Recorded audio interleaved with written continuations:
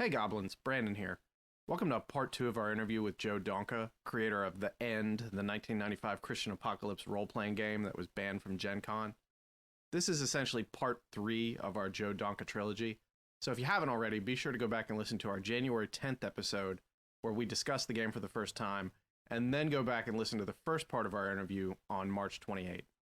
We're so grateful to Joe for taking the time out of his day to talk to us and share stories about this fascinating and unique property he created. I had a smile on my face the entire time I was sitting here editing this last night.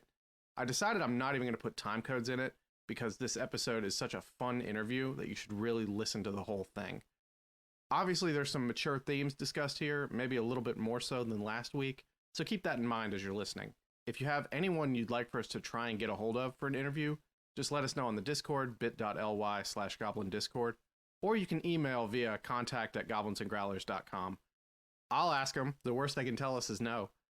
In the meantime, be sure to tell your friends about the podcast, like, share, subscribe, all that. Also, please consider giving us a 5-star review. Those really help grow the podcast. I'll pop back in at the end, but in the meantime, please enjoy part 2 of our journey into the mind of Joe Donka. It picks up in media res right where we left off last time. Enjoy.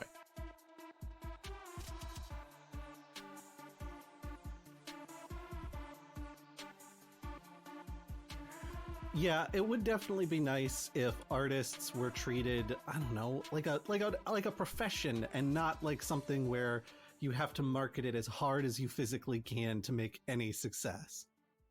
Well, that would be nice. I want to talk a little bit about, you mentioned Joseph Tierney, your friend, just a few minutes ago. And I want to talk about the second edition of The End and sort of how he plays into that. Because when we were doing our research, he was a name that we keyed off on that seemed to be more associated with the second edition of The End that I think was around like early 2000s. And it took us an embarrassingly long time to realize Tierney and tyranny are two words that sound alike. Yeah, that game is after the two people who are most involved. They're brothers, Joe and Martin Tierney. I went to school with Joe. And, well, you all mentioned you wondered if there was another manuscript somewhere on a shelf that was near done. Actually, that's how this story with Tyranny started. Yeah, like I say, the game came out in 95, languished because I was sick and getting back on my feet. And around 1998, I started toying with the idea of a relaunch. And I was going to fix all the problems I had with the original version. For example, I never really did the system any justice because I didn't really much care about that. That was Shane's part of the game. But I was going to go back to what it should have been. I was going to write it better. And I came up with the idea of doing it as a prestige kind of thing. The new version of The End was going to look exactly like a Gideon Bible. Ooh. Complete with chapter and verse numbers. It was going to have that leatherette cover. Instead of the little Gideon symbol, there's going to be the little goat head for scapegoat. Oh my God. That's such a good idea. In what I thought was my most blasphemous idea so far, I was going to have Holy Bible stamped on it and have it crossed out and The End written in ragged letter or stamped in gold letters underneath it. Oh my gosh. It was going to be just so very, very blasphemous. I hope your marketing plan for this included surreptitiously going into hotels and putting it in drawers. Yes. We were going to do that during Gen Cons, yes. You talk about courting controversy. Jeez. Well, I mean, like I said, I did a lot to court controversy. The fact that it's an adult book, the fact that it was shrink wrapped for mature readers only, the fact that, I really was as blasphemous and heretical as I could possibly be. Yeah.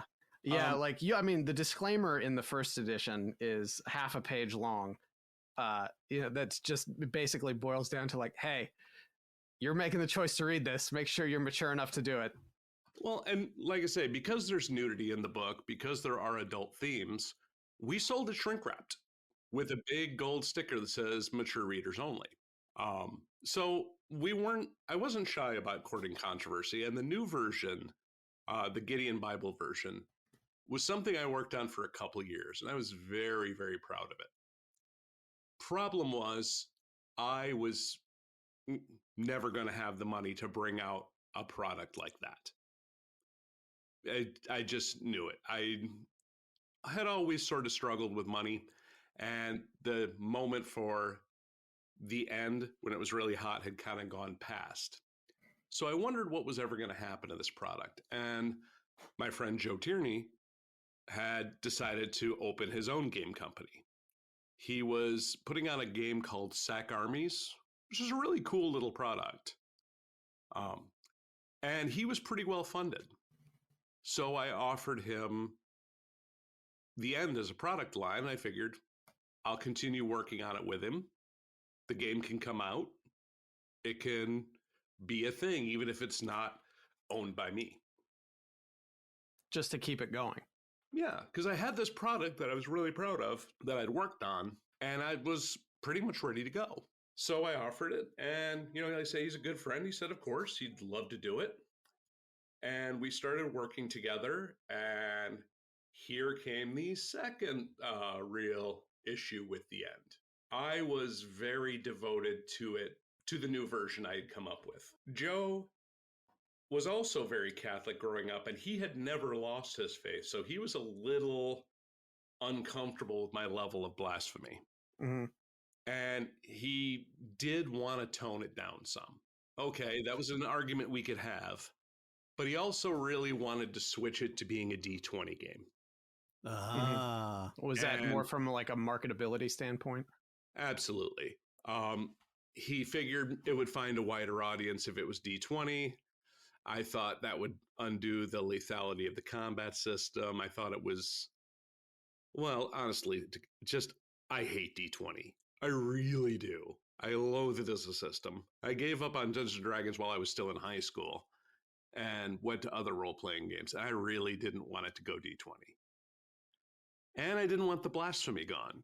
And I didn't want the adult-themed art gone. So eventually I just said, all right, well, you've bought it. I'm going to walk away while I still really enjoy the product. And they took over and they put out the D20 version, and they did a hell of a job with it. It's not to my taste, but it's quite a good product. But you walked away just to keep your own integrity of the product. That makes me sound way more noble than I am. Like I say, spite and pique is really more my thing. Gotcha. So I sort of threw my hands up and said, okay, it's yours now. And just walked away from it. So did you like legit sell the IP to them? Yeah, absolutely. Okay. Like I say, he's a very good friend of mine. He has been since I was 17. I wished him nothing but well with it. It's just the vision I had for the game and the vision he had for the game was different enough that it would have just caused problems. Just a creative incompatibility. And I'd already had, lost a couple friends over this. So I wasn't ready to keep doing it. Mm-hmm. It was just easier to, go on about my life and find other passions I wanted to pursue. Yeah. It sounds like you kept up with what they put out, though, because it looks like they released several books for it from what I was able to find. I know of The End and the Boston Massacre supplement. Mm-hmm. I think the others, I'm not sure if Washington came out. If it did, I did not get a copy of it. That was during a period where I was kind of away from role-playing for a few years. Mm-hmm. Did you just get burnt out on it, especially after all this stuff? A little bit, but also I'd gone back to grad school because I finally decided to get out of the various dead-end jobs I'd had and actually pursue another passion, which was to become a teacher. Which is what you're doing now. Yeah, 20 years now. Wow, that's fantastic. Yeah, a friend of mine, a really good friend of mine, I went to journalism school. And we all just sort of took bets with each other how long we were going to stay in journalism. And he was a sports anchor on television until he just got burnt out on it. Now he's a teacher. He teaches high school social studies and history. And he's like, this is the greatest thing I've ever done with my life. I'm so happy I made this change. I'll tell my students when they say, what's the worst job you ever had? I said, this one. What's the best job you ever had? This one. The way teaching is both wonderful and terrible in equal measure. Mhm. Though I do have to say, I did have a couple of fun experiences when I first started teaching, and some of my students found out about the end Really? and went hunting for it and information about it. Were they more successful than I was? Yeah, they were. I had a student who had found a copy in a discontinued games bin at our local hobby store and brought it in and showed it to the class, Oh my gosh. complete with the art in featuring nudity and that was awkward. Not nearly as awkward though as one of my absolute favorite students. My second year teaching found out about it and went and found a review of the game on RPGNet, which was effusive and really kind of profane. Mm-hmm. And she read it to the class. Oh my God. During class. Oh gosh. I tell you about this review, but I worry that it would break your PG-13 rating. If anybody wants to read it, you can probably seek it out somewhere because nothing ever dies on the internet. Well, I've not been able to find this one again, so they might not be able to. I was going to say they might have taken that one down. Well, yeah. I'll tell you what. I'll tell you the story. Okay. And you can bleep what you need to if it happens. Okay. She had found a review written by a fan who had praised it for being really groundbreaking and different. And the culmination of the review was that this game was so good that the creator, and then of course he actually used my full name, deserves to be, and here's the quote from the article, at will by in hip-hop garb. Josh, that's one long bleep you're going to have to put in there. That's wow. Like you started talking and the whole sentence just required cutting out. So she read this just out like in front of everybody? Out loud to the class, because it was a journalism class and she'd gone digging about me. And she was a very good researcher. Oh, God. This so awkward. At this point, is the pit in your stomach just getting deeper and deeper and wondering when school administration is going to be involved? Oh, absolutely. I was already in trouble with school administration on a regular basis because I was the newspaper coordinator. Mm-hmm. And that's a job that just begs to be in trouble with administration. Mm-hmm. Thankfully, she never told anybody about that. And neither did the rest of my journalism class. It was just a private mortification for me for an hour. Oh, God. Yeah, tell me about it. I'm just imagining myself in your situation there. That would be so terrifying. Yeah, I can't imagine being in those shoes. And I'm sitting at my desk with my head in my hands like, I wrote a column for my local newspaper for 2 years. You couldn't find those. No. You had to find this one. That's next level journalism right there. Yeah. Let's go on the extra mile. Or she's earning that internship. I was going to say she's really going to be a scoop reporter going forward. Oh. All right. So where do you go from that story? I really don't know. Let's talk a little bit about once you broke off from Tyranny Games, I can't imagine that you immediately were like, okay, well, time to do other things. Did you, or was it really immediately? Like, did you try to float something else and then you were like, actually, wait, I remember how much work this was in the first place? Well, I gotta say, really, I understand you're wondering if I kept in role playing, and I didn't so much. I kept in writing. Mm-hmm. That was always more my passion. I wanted to find a way to write for a living. So after Scapegoat was done, like I say, I went to work for my local newspaper. I wrote an op-ed column for a couple of years. I published some poetry. I did some freelance work. And then I started teaching writing to students and doing writing workshops. So that was really my outlet for my creativity. The only way I really kept in contact with the industry is my personal role-playing group was included Greg Stolze. I'm not sure if you know his work. No, that name doesn't sound familiar to me. He was one of the main writers on Unknown Armies. He's one of the main writers on Rain. He published, I don't even know how many novels that are adjacent to the gaming industry. So I might actually have playtester credits in a couple of those games. That's awesome. But that's really what I did with the gaming industry. After that, I just was focusing on trying to get writing published.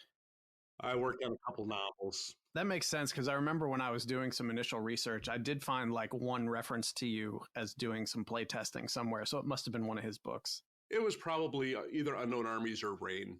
Those are the ones, both those games we ran for more than a year each with our group. But that was really all I did in the role-playing industry after passing off the end at Tierney's. Because it was more about storytelling for you than anything. Yeah, for example, I never had any interest in a system. I never had interest in writing the adventures. I liked writing the world. I liked world building.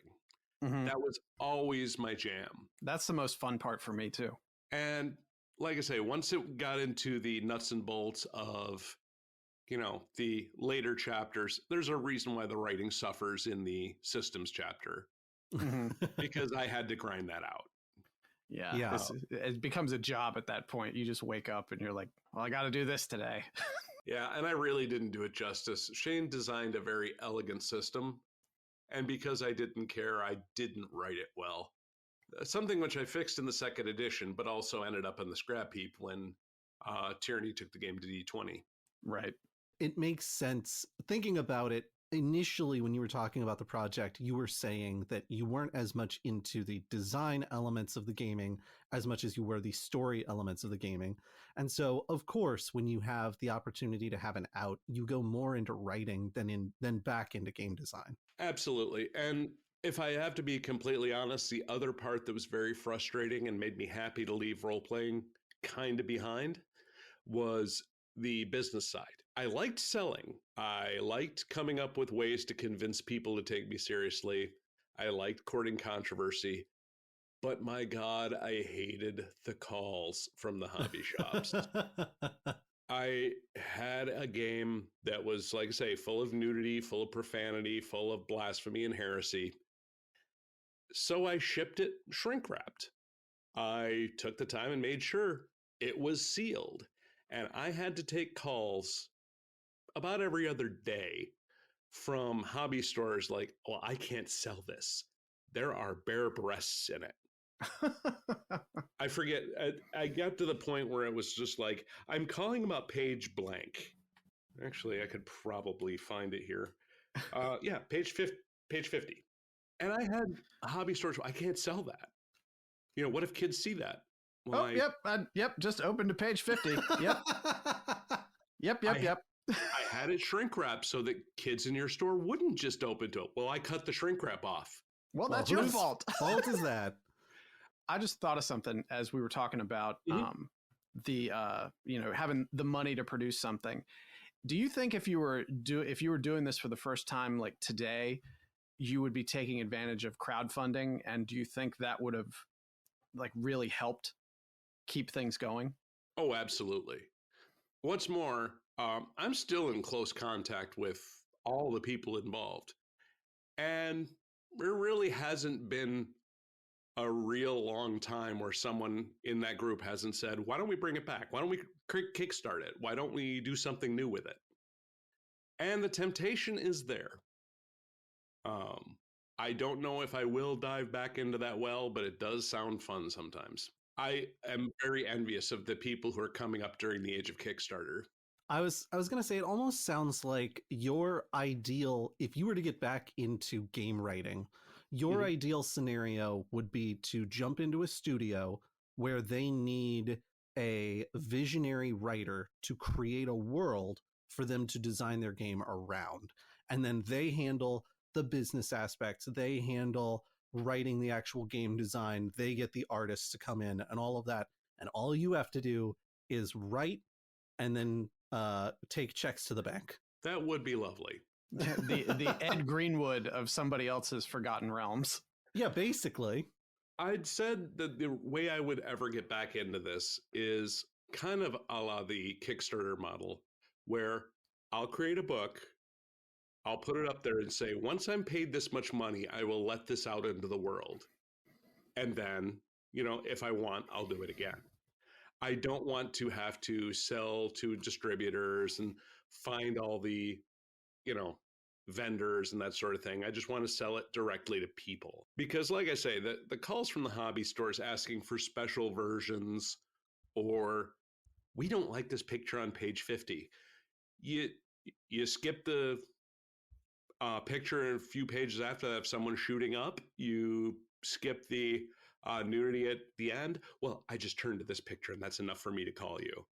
I don't want to ever field one of those calls again. Yeah, I don't blame you for that. Like, just outraged for the sake of feeling like somebody needs to be outraged.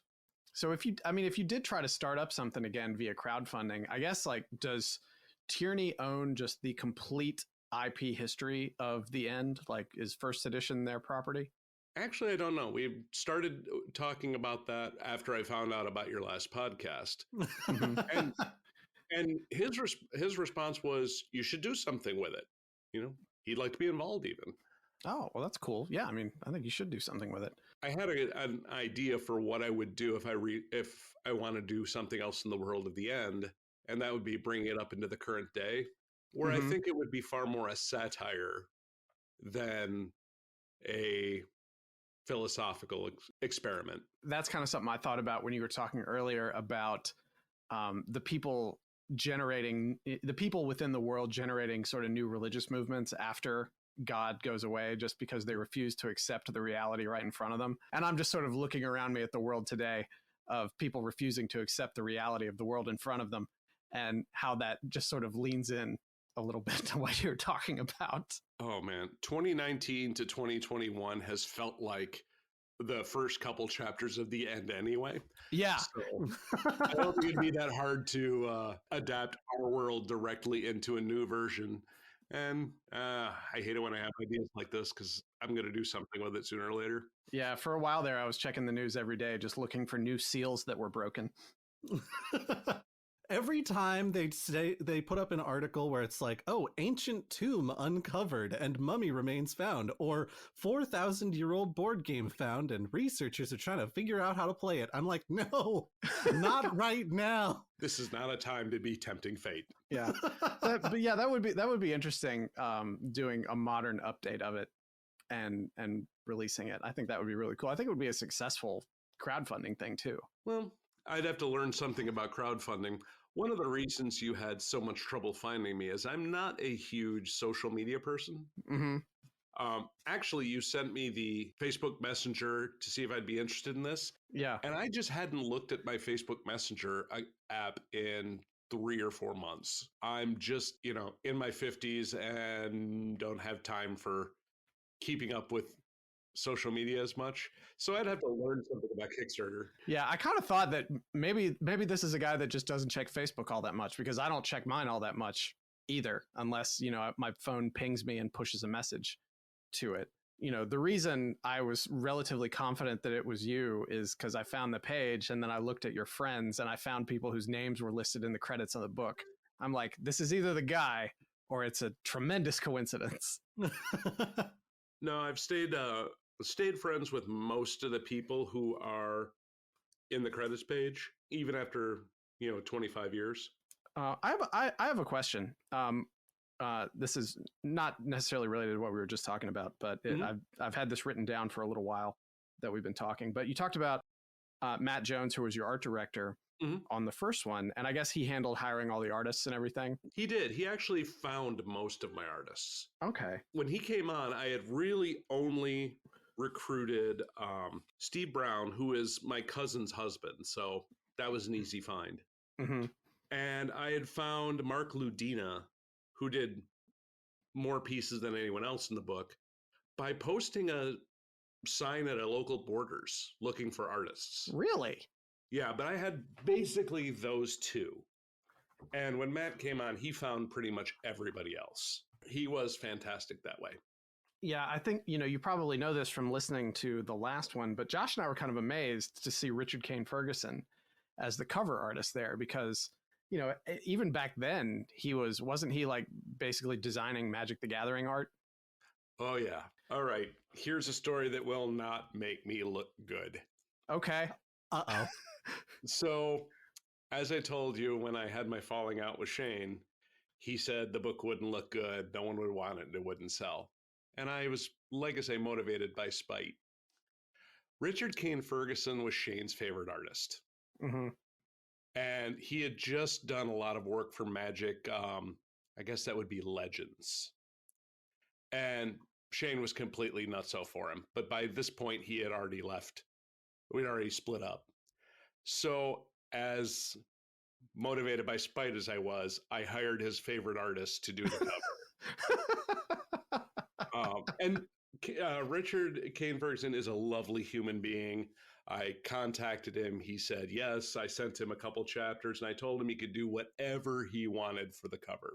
And he sent me the one, well, you've seen it. Though that was not without controversy because the original version, he told me that the character on the cover was his imagination of the Horseman of War. I can see that now that you've said it. And when he sent me the first draft of the picture, actually, he doesn't need to do drafts. He's Richard Kane Ferguson. He does art, and you say thank you.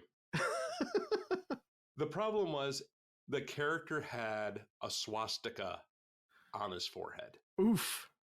And I'm like, okay, I'm doing a lot of stuff in this book that is questionable, but that's just a step too far. Was he doing it because of like the more ancient religious connections of the swastika? No, he said that this was the most hateful symbol of destruction of humanity that he could possibly think of. This was totally fitting for the character. And I'm like, yeah, I can't put it on the cover. I can't do it. I can't do it. And he made a very impassioned speech about why it was the perfect symbol for his piece of art. And he talked for a good 10, 15 minutes. He was beautiful and he was eloquent. And I just said, okay, well, tell me how you're going to write all that on the cover. And he said, send it back and I'll change it. I mean, he was a wonderful, wonderful human being. And I really loved working with him. We also worked with William J. O'Connor. He did art for our judges screen. Mm-hmm. The professionals I heard from the industry, I had nothing but the highest respect for. But the cover, yeah, really wasn't me acting out and being a little spiteful. And I am still embarrassed about that a little bit. Not the cover. Cover looks great.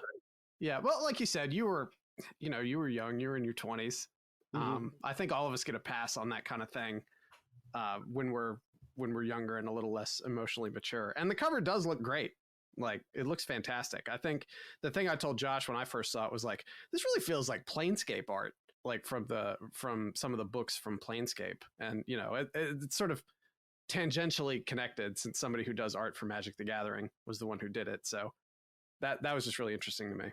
Yeah, I had enjoyed working with a couple of artists. One of my favorite game industry stories was the GenCon season where we were actually allowed into GenCon and we were selling. Our production schedule had another book we were calling The Dark Arts. And the artist Brahm, are you familiar with his work? No. He did all the art for Dark Sun for TSR. Oh, okay. Oh, wow. Apparently he was involved in some sort of legal action. He was working on Dark Ages for another company. And I think it was Wizards at that time said they didn't want him working on Dark Ages when he was working on Dark Sun. So he was going around to every company that had a product with dark in the title. And he found out we were doing something called the Dark Arts. He walked over and offered to do the cover for free.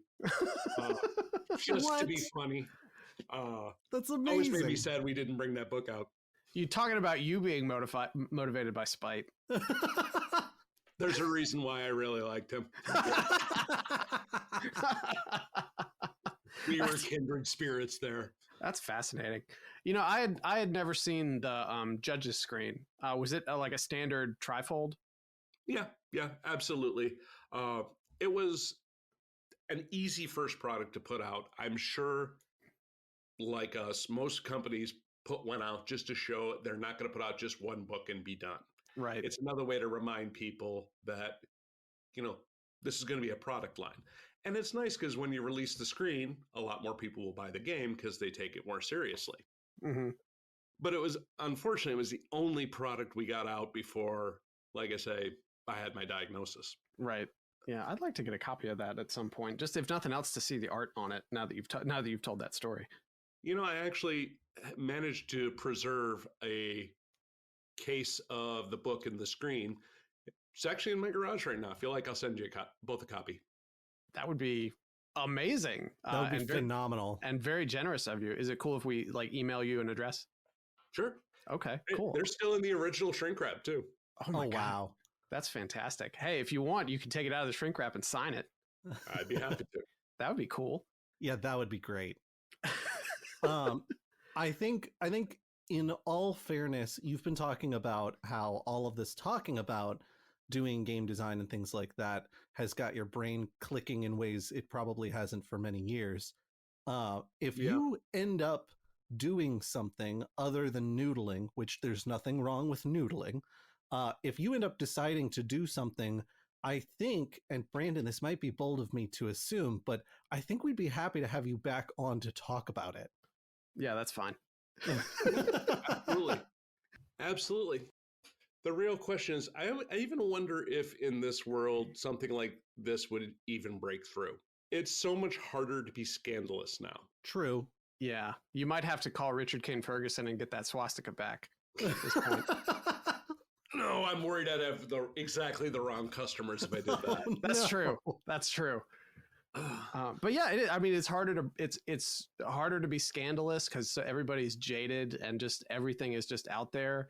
And also it's just harder to break through in the gaming industry now anyway, like regardless of the quality of product or how scandalous you're being. That's why, crowdfunding is so appealing, I think, because you set your crowdfunding goal to at the very least make back your cost. Mm-hmm. So you don't lose anything on it. And then, if nothing happens, you're not really out anything but your time and effort. Yeah, absolutely. Yeah, actually, that makes me think of you wondering if I thought it would have broken through more if it had come out, say, around the time Walking Dead. Right, just because of the thematic parallels. Yeah, I was thinking about that a lot since I heard your first podcast, and I'm wondering how it would do now.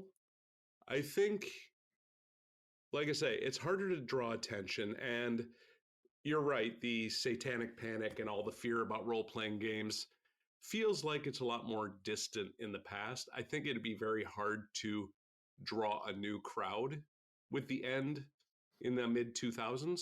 Mm-hmm. But back then, when we put it out in 95, the millennium was coming up, so there were enough people thinking about the end of the world.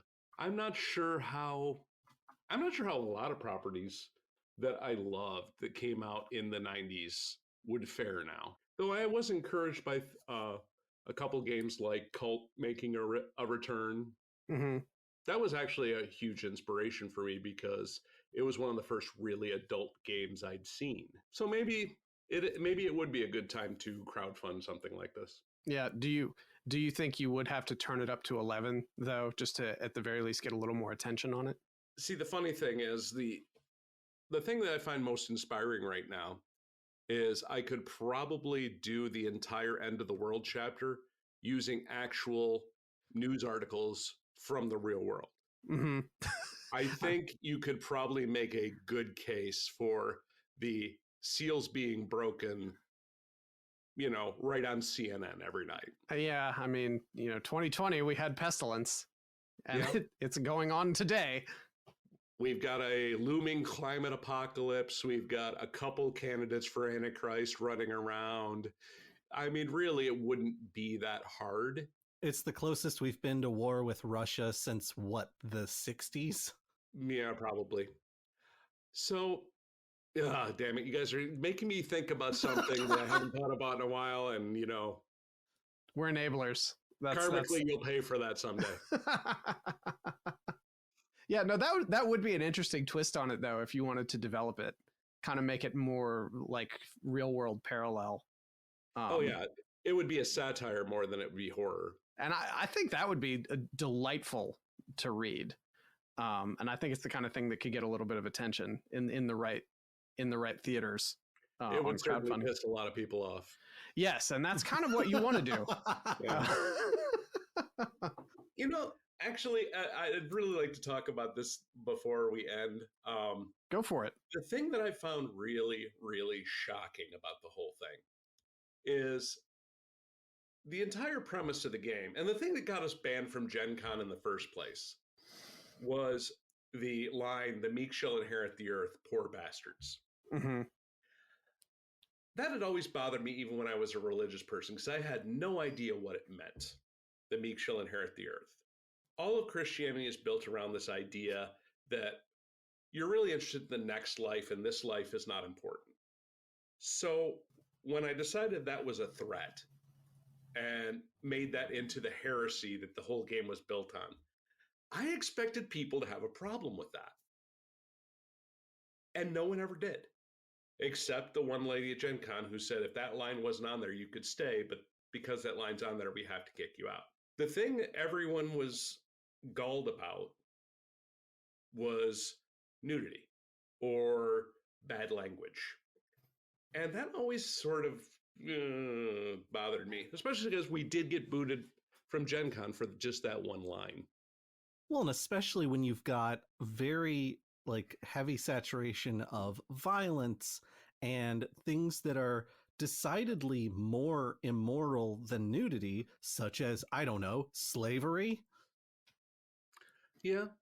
Demonic, we have actual demonic possession. We had drug use. We had sexual assault. It was an adult game. And I was always amazed that the religious elements weren't the things that were getting us in trouble. Almost never. That's so funny to me. I'm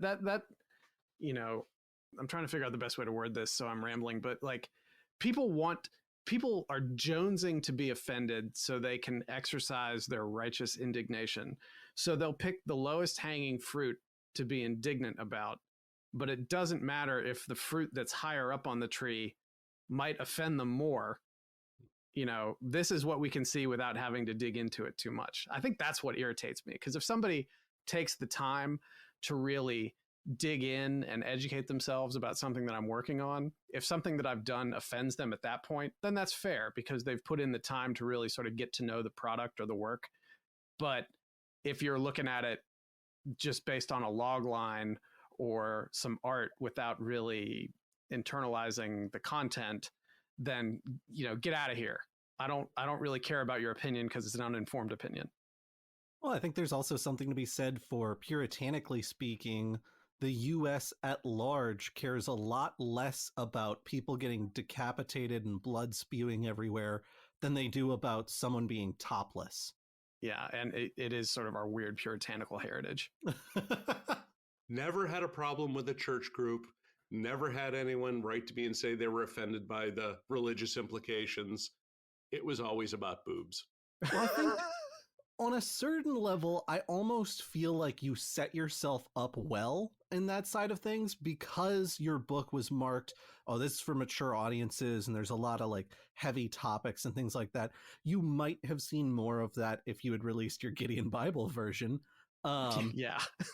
But I think the church groups were like, oh, well, this clearly is not something, I'm a good God-fearing Christian. I shouldn't be looking at things like this. Just looking at this will damn me to an eternity in hell. But come on, they always seem to know this thing is out there, so they must be looking at it. It's See, I like to put my thumb in powerful people's eyes. Josh, do you have any kind of wrap-up questions of stuff that's on your list that we weren't able to get to? There's something right on the tip of my tongue that I want to ask, and I haven't yet. And now that you've asked me, of course, it is immediately gone from my mind. if you have something, that'll give me a second to collect my thoughts. Yeah, no, I don't. But I wanted to sort of just give Joe the floor a little bit, just as we're winding down, to just sort of unburden himself in any ways that he needs to, and to just talk about what he might try to get into next. I know we've sort of talked about it a little bit. Maybe we're, lighting some kindling in his brain to get something moving. But what do you think? What do you think, Joe? Do you think there's a chance that you might try to get back into it? I don't know. Your interest has been really kind of inspiring, but it's happened that about every year I'll get someone who will track me down through Facebook, or who will send me a link to a discussion on RPG.net where people are talking about the end. And it always gives me a little tickle that I should try to return to this. I don't know if I will. I'd like to, but I also know that my job now is not the dead end job I had when I was consumed by this project. Right. I like teaching. So I don't see myself ever throwing myself into running a business based around this again. Mm-hmm. But it is a first creation. Your first creation is always special in your heart. And I would love to do something with this at some point. I'm just not sure what it would be. Well, sounds like you've got some time to think about it. And, maybe it could take even a different form than sort of a traditional tabletop role-playing game. I don't know what that would look like either. But it might be interesting to explore maybe some different forms or formats that it could be in. Yeah. I mean, people have talked about novelizations and things like that, but I'd be reticent to put it into a fully different kind of format. Mm-hmm. I think I conceived of it as a game, and that's really how it'll always be in my mind. Yeah, and that's fair. Because you transmute it into something else. It's like translating something from one language to another. It always loses something, no matter how close to the source material you're trying to make it. So I can get where you're coming from on that. Like, it's a game, and by God, it's going to be a game. One thing I'll ask you, I think I know the answer to this, I'm pretty sure, but we promised one of our listeners that we would ask. So was like, when you saw my Facebook message, was that like the first time you saw that we had been talking about this? And then you went back and listened to it and everything? Yeah, actually, I saw your Facebook message. I showed it to my wife. She always thinks it's funny when people get in contact with me about the end. And I immediately went over to the Goblins and Growlers podcast, and I found that you had just dropped the episode. It was like 2 days later you sent me that message, and I texted Josh. I was like, damn it. Yeah, you released it on the 10th. I found that Facebook message on the 12th. And I immediately went over and I listened to it.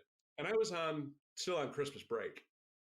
And so my wife was at work, and I listened to it, and I called her immediately and said, "You've got to hear this."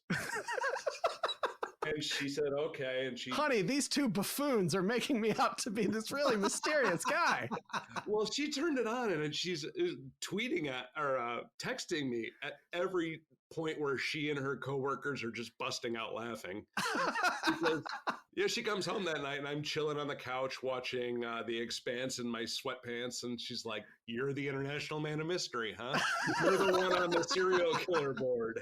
Like, who knew? But yeah, when you responded, I just took a screen cap. I was at work, and I took a screen cap on my phone and sent it to Josh with just the entire contents of my message with 3 exclamation points. Yeah, it was like I say, just bad timing. I don't really look at Windows Messenger very often. If you had sent that same thing as a Facebook post, I would have seen it probably the same day you sent it. But I just never look at Messenger. That's Kinda fair. Like, I have a Twitter account. I never look at my Twitter account. So that's another one where it would have just languished. Yeah, I actually found your Twitter account, and I was like, it doesn't look like he uses this, so I'm not going to message him there. Yeah, I haven't looked at my Twitter account in years. Yeah. I have a LinkedIn that I haven't looked at in at least a decade. I'm very weird about social media. Mm-hmm. That's fair. It was just blind luck that you picked one of the ones I don't look at. But I gotta say, I'm really glad you did, because that first episode where I'm this mysterious figure, everyone who's listened to it has just told me how hilarious it is. There's nothing mysterious about me to any of my friends. So they thought that was just the most absurd and wonderful thing. At the very least, we got this because we were able to record that without your input. We got a trilogy out of this. So we now have the Joe Donka trilogy of episodes. Hell yeah. I have to say we were so excited, not only to be like, okay, this is definitely the right person. We've definitely contacted the right person, but then to have you reach back out and not immediately be like, yes, that is me, but also please leave me alone. I put this behind me many years ago. I'm happy with my life now. Good day. I said good day, sir. Well, to be fair, I did put this behind me many years ago. I am happy with my life now. But, it's something you create. You'll want to know that people are still appreciating it years later, that it hasn't disappeared into the ether, never to be seen again. It's kind of lovely to revisit that part of yourself, even if I was kind of a occasionally awful human being back then. Well, Joe, I really appreciate you coming on and just sort of being honest, warts and all, about the whole situation. I think that's really cool. You're just like, yeah, this is going to make me look bad, but here you go. Yeah, if I didn't say that, I'm pretty sure you'd get texts from my friends who are going to hear this and say, let me come out and tell you the real story about that son of a, Then we become the Joe Donka podcast and we can be serialized. Josh, you were going to say something. Joe Donka. No, I realized as you were talking about kind of the things that you did that were less than great when you were younger, it occurred to me exactly what my question was going to be, which was for people who are just now jumping into things like game design, what are some things that you wish someone who had a little more experience than you had told you starting out? All right. Well, number one, it is expensive to get started. If you are going to see a product go from idea to production to sales, you got to be prepared. You cannot do it on a shoestring budget. I got very lucky in that we did sell well, so it survived a lot longer, but I was on a shoestring for a long time. It made things a little miserable. Look to your friends. I had a lot of good friends who were happy to pitch in, who did some amazing things for me. My friend James was not a game developer at all, but he became my convention master. My best friend didn't get involved in the game at all, but he went with me to the various trade shows and was my trade show partner to sort of keep my spirits up.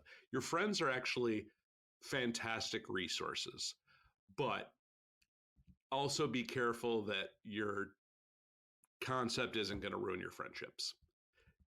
That's a really easy thing to let it do. So don't let it happen to you. I've definitely heard the phrase, include your friends, don't use your friends. That is a good phrase. The other one I heard a lot when I first got into the gaming industry was the rhetorical question, do you know how to make a small fortune in gaming? Start with a large fortune. That's it. Well, Joe, thanks for setting aside 2 hours on this Saturday for us to chat about all this. You have no idea how thrilled this has made Josh and I that we actually set a goal and accomplished it of talking to you on this and getting sort of the unadulterated story of the end and scapegoat and everything. This is great. This is great. We really appreciate your time today. Yeah, you've been a magnificent guest. We can't thank you enough for coming on the show and giving us not only the pleasant details about your history, but the not so pleasant details, because I think a lot of interviews tend to miss the more nitty gritty of things like game design, and it paints a much cleaner picture than reality ever is. I'll never be one to share a happy story with the world.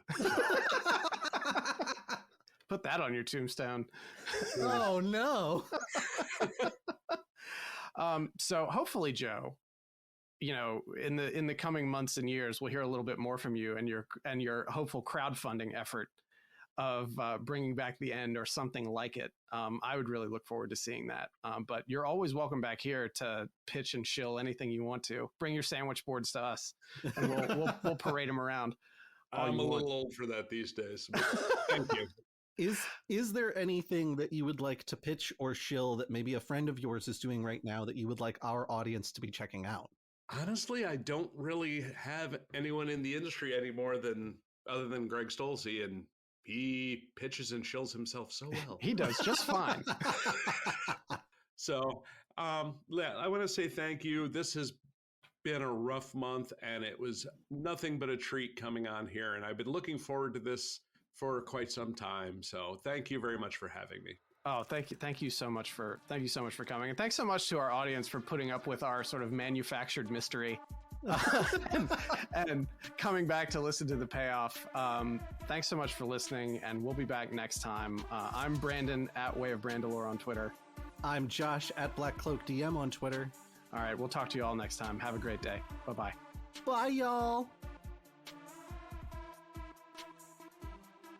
Hey, thanks for listening, and we hope you really enjoyed that. Like I said in the episode, it was so thrilling for Josh and I to be able to set a goal for interviewing Joe and actually be able to follow through with it. It really, to me, represents an evolution of our maturity as podcasters. So I'm excited about that. If you like what we're doing here and you would like to see us do more, as always, you can hop over to patreon.com/goblinsgrowlers and support us that way. Or, and this is a much cheaper but equally effective option, you can tell everyone you know about this podcast and give us 5-star reviews. Regardless, we really want to hear what you all think. So please reach out to us and let us know what kinds of things you want us to talk about. And before we sign off, one little bit of news I want to pass along. You might remember a few weeks ago, Josh and I talked about Push, a new rules light RPG system from Cesar Capacle, a designer we've had on the show before. I've been playing around with the system a little, and I really enjoy it because I'm coming around to the mentality of rules light systems. Anyway, Cesar is hosting a Push game jam on itch.io. It's going to run from April 15th through May 28th. If you've never heard of these things before, basically you create a game from scratch and submit it. That's more or less it. In this case, Cesar wants folks to create games with his Push system. The basic document's free, and you can download it from his itch page. I'm submitting at least one, maybe two ideas I have cooking, rattling around in my head. It's fun and doesn't cost anything to participate. You can get more information over at the jam page at itch.io/jam/push. That's itch.io/jam/push. As always, you can find me at Way of Brandalore on Twitter and Instagram, and you can find Josh at Black Cloak DM on Twitter. Also give at QuidRoll and at Goblins Growlers a Twitter follow if you haven't already. Everyone have a great day. Thanks so much for listening. Thanks so much for telling your friends. Just thanks for being there, and thanks for being you.